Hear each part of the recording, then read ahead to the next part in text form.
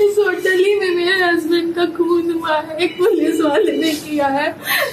Please न्याय दिला दीजिए। आप देखिए बाकी सारी क्लिप, कहीं खून नहीं है, वो खून से लथपथ थे।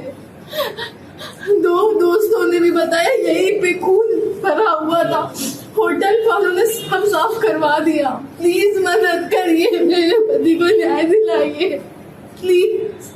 दी प्रिंट के YouTube चैनल को सब्सक्राइब करें और ताज़ा अपडेट्स पाने के लिए बेल आइकन दबाएं।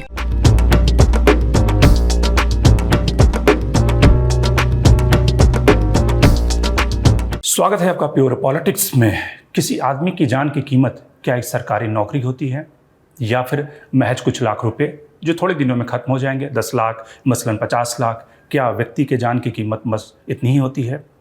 ये सवाल इसलिए उठा रहा हूँ क्योंकि जिस तरह से उत्तर प्रदेश में Manish Gupta cold blooded murder कांड जो हुआ, एक तरह से पुलिस वालों ने जिस तरह से संदेहास्पद स्थिति में मनीष गुप्ता की हत्या की, उसके बाद मुख्यमंत्री जब परिवार के सदस्यों से मिलने गए, उन्होंने सरकारी नौकरी का वादा किया और उसके बाद 50 लाख रुपए देने की बात हुई और मामला दब गया। जो आरोपी हैं वो अब तक गिरफ्तार नहीं हुए हैं। उनके खिलाफ FIR दर्ज हो गई है हत्या के मामले में, लेकिन जो आरोपी हैं वो अब तक गिरफ्तार नहीं किए गए हैं। तो क्या पुलिस इन्वेस्टिगेशन, आखिर पुलिस ही अपने पुलिस की कैसे इन्वेस्टिगेशन करेगी? और जो शुरुआती जिस तरह से उस मामले की लीपापोती हुई, उससे ढेर सारे सवाल उठते हैं। तो यूपी पुलिस पर क्यों है सवाल, और क्यों योगी आदित्यनाथ की जो जीरो टॉलरेंस नीति रही है माफिया राज गुंडों के खिलाफ, वो आम जनता तक भी कैसे पहुंच रही है? तो प्योर पॉलिटिक्स में बात यूपी के कानून व्यवस्था की।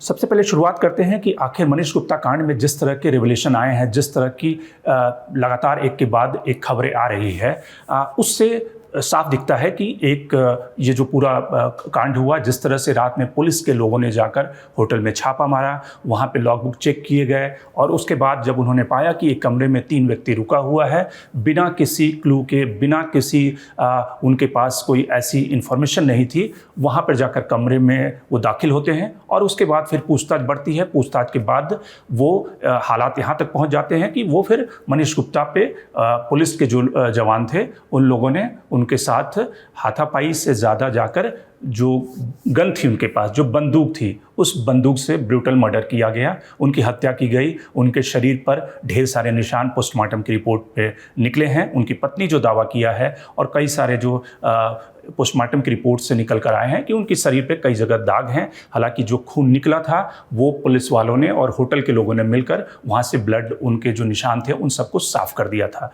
लेकिन उनकी पत्नी एक जो टॉवल थी जो उस बेड के नीचे दबा रह गया था, उसको लेकर लौटी, वो पूरा खून से सना हुआ था।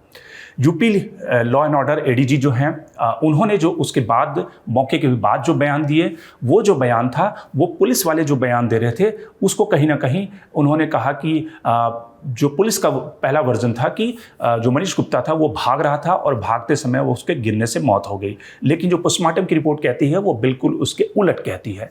अब सवाल यह है कि योगी सरकार ने परिवार के सदस्यों से मुलाकात की है, नौकरी का वादा किया है और साथ ही 10 लाख रुपए दिए गए, 50 लाख रुपए देने की बात है, CBI इन्वेस्टिगेशन की बात है, ये सारी बातें उन्होंने की है। लेकिन क्या मामला इससे सुलझ जाएगा? मामला क्या इतना सहज है?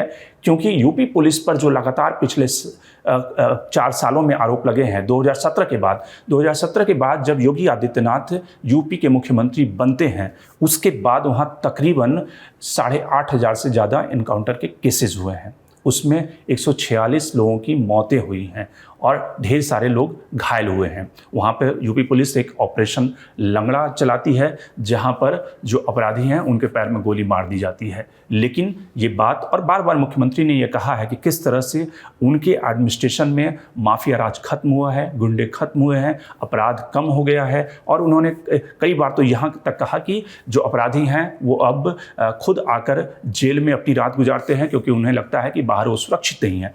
तो ये बात तो अपराधियों की है। अगर यूपी सरकार, यूपी पुलिस बिना किसी इन्वेस्टिगेशन के इनकाउंटर करती है अपराधियों के खिलाफ, लॉ एंड ऑर्डर को चेक करने के लिए, वहाँ की व्यवस्था बनाने के लिए, तो एक बात कही जा सकती है। लेकिन जिस तरह से आम आदमी की, और ख़ास करके कई सारे मामलों में 11 ऐसे मामले हुए जहां पर आम आदमी की भी जान गई है इस इनकाउंटर में, और मनीष गुप्ता का जो एग्जाम्पल है वो ताज़ा उदाहरण है। जो यूपी पुलिस एक्सटॉर्शन करने के लिए, जो कहा जा रहा है कि एक्सटॉर्शन करने के लिए उस होटल में पहुंची थी जांच के नाम पर, वो पैसा लेना चाहती थी और उसके बाद जब बहस बढ़ गई तो यूपी पुलिस ने अपने रॉब का इस्तेमाल करते हुए, अपने अधिकार का इस्तेमाल करते हुए, पुलिसिया डंडा का इस्तेमाल करते हुए मनीष गुप्ता की हत्या कर दी, या फिर इतना मारा कि उनसे उनकी जान चली गई। अब इससे पहले अगर देखें आप, एक और आज जो इंडियन एक्सप्रेस की एक रिपोर्ट है जिसमें कि सिद्दीकी कपन जो कि जर्नलिस्ट थे और जो हाथरस जाते समय जिन्हें अरेस्ट किया गया था, उनकी जो पुलिस ने चार्जशीट दाखिल की है उसमें कई सारे हैरत अंगेज करने वाले अंश हैं उस चार्जशीट के। पुलिस का वर्जन क्या है उस चार्जशीट को लेकर, जो कि उन्हें जेल में इस समय बंद किया हुआ है। उस चार्जशीट में कहा गया है कि वो मुस्लिमों को भड़काने के लिए आर्टिकल लिखते थे और वो कहीं से भी एक जो क्रेडिबल जर्नलिस्ट होता है उसकी जो लक्ष्मण रेखा थे वो पार कर रहे थे। अब यूपी पुलिस क्या एडिटर बन चुकी है, क्या वो संपादक का काम करेगी, किस तरह के आर्टिकल लिखे जाने चाहिए, यूपी पुलिस का काम ये हो गया है कि वो स्क्रूटनी करेगी।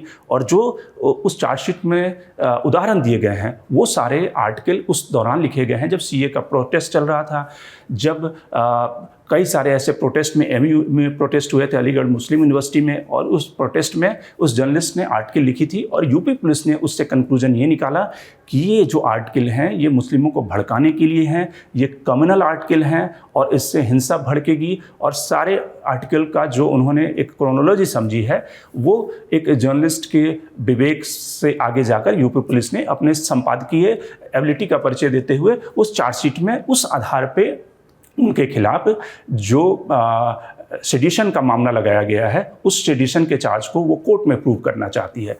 तो आप इससे समझ सकते हैं कि यूपी पुलिस इन्वेस्टिगेशन जांच कैसे करती है।